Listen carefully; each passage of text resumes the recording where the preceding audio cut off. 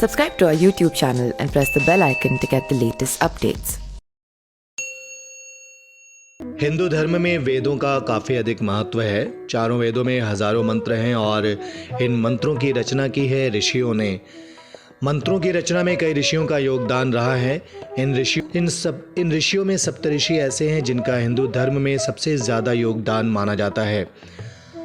आकाश में 7 तारों का एक मंडल नजर आता है, उन्हें सप्तऋषियों का मंडल कहा आकाश में 7 तारों का एक मंडल नजर आता है, उन्हें सप्तऋषियों का मंडल कहा जाता है। उक्त मंडल के तारों के नाम पर भारत के महान 7 संतों के आधार पर ही रखे गए हैं। उक्त मंडल के तारों के नाम भारत के महान संतों के नाम के आधार पर ही रखे गए हैं।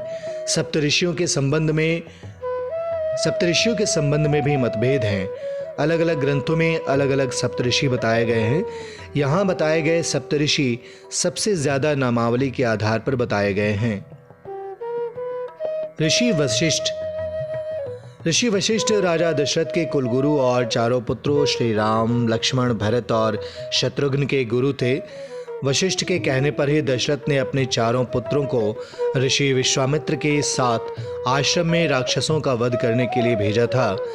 कामधेनु गाय के लिए ऋषि विश्वामित्र और ऋषि वशिष्ठ में युद्ध भी हुआ था। ऋषि बनने से पहले विश्वामित्र एक राजा थे और वे ऋषि वशिष्ठ से कामधेनु गाय हड़पना चाहते थे। इसके लिए उन्होंने युद्ध भी किया, लेकिन वो वशिष्ठ ऋषि से हार गए। इस हार के कारण ही उन्होंने घोर तपस्या की। विश्वामित्र की तपस्या मेनका ने भंग की थी। विश्वामित्र ने एक नए स्वर्ग की रचना भी कर दी थी। उन्होंने गायत्री मंत्र की रचना की, जो आज भी सबसे चमत्कारिक मंत्र माना जाता है।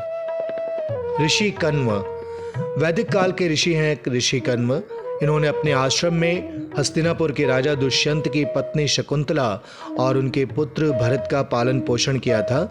भरत के नाम पर ही इस देश का नाम भारत हुआ।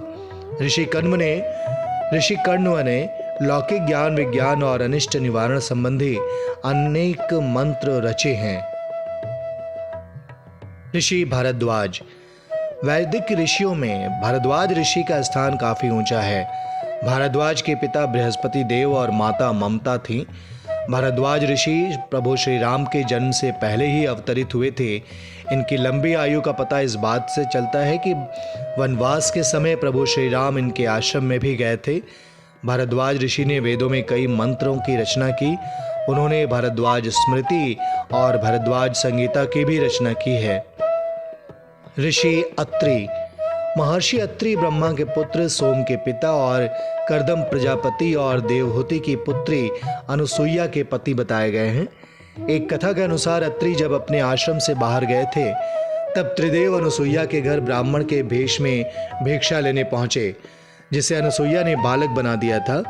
माता अनुसुईया ने देवी सीता को पतिव्रत धर्म का उपदेश दिया था। ये भगवान दत्तात्रेय, चंद्रमा, दुर्वासा के माता पिता हैं। ऋषि वामदेव ने सामगान यानी संगीत की रचना की।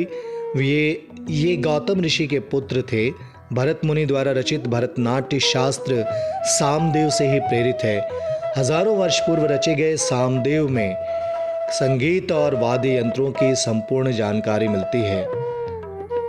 ऋषि शौनक प्राचीन समय में शौनक ऋषि ने 10,000 विद्यार्थियों का गुरुकुल स्थापित किया और कुलपति बनने का सम्मान हासिल किया। किसी भी ऋषि ने ऐसा सम्मान पहली बार हासिल किया था। साथ ही इन्होंने कई मंत्रों की रचना भी की है। Subscribe to our YouTube channel and press the bell icon to get the latest updates.